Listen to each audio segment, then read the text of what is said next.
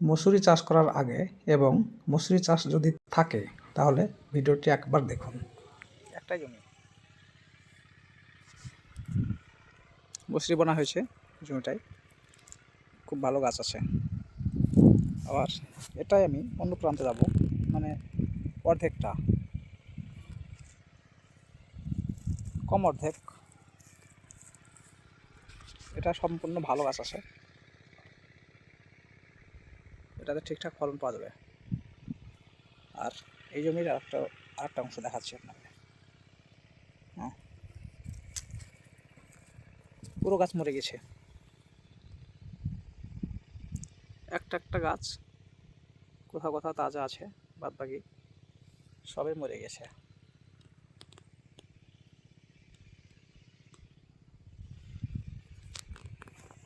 দেখুন কিভাবে মরেছে।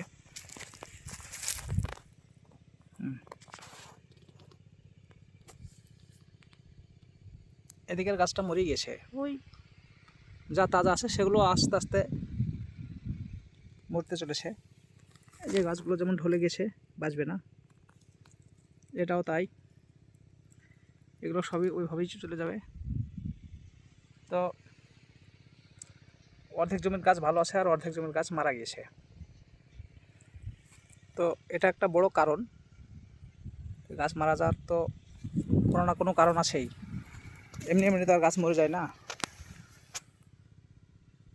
তাই বলছি যে মসুরি চাষ করলে আগে জানতে হবে যে গাছগুলো কীভাবে মারা যাচ্ছে আর কেন মারা যাচ্ছে।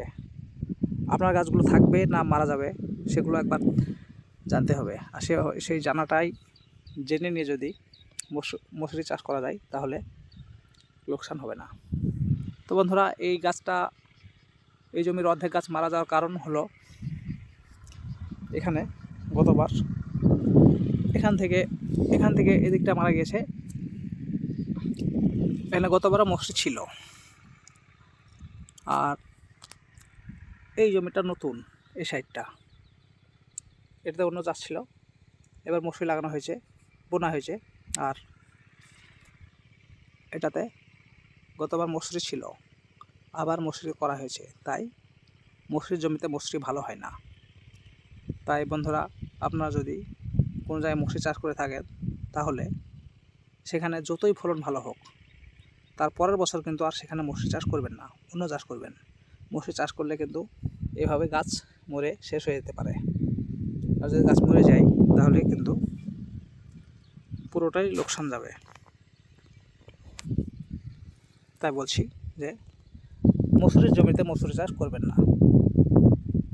একবার মসুরি চাষ করে অন্তত 1 বছর অন্য কোনো চাষ করার পর আবার মসুরি চাষ করুন, অতটা সমস্যা না আসতে পারে। কিন্তু পরপর 2বার বা 3বার যদি মসুরি চাষ করা যায় তাহলে সেখানে ফলন নিতে হবে না, ওই মরা গাছে দেখতে পাওয়া যাবে।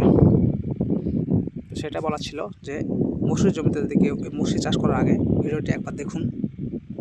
আর মসুরির জমিতে কোনো সময় মসুরি বুনবেন না, নতুন জমিতে মসুরি বুনুন, ভালো ফলন পাবেন, ঠিক আছে। কিন্তু সবসময় নতুন জমিতে মসুরি বোনার চেষ্টা করতে হবে। আর গাছ যদি মারা যায় তাহলে এটা কোনো ওষুধ দিয়েও সারতে যায় না, সেচ দিলেও মরে যাবে, সেচ না দিলেও মরে যাবে। আবার কোনো ফাঙ্গিসাইড বা কোনো শিকড়ের জন্য যদি কোনো কিছু স্প্রে বা প্রয়োগ করা হয় সেখানেও ভালো কাজ করে না।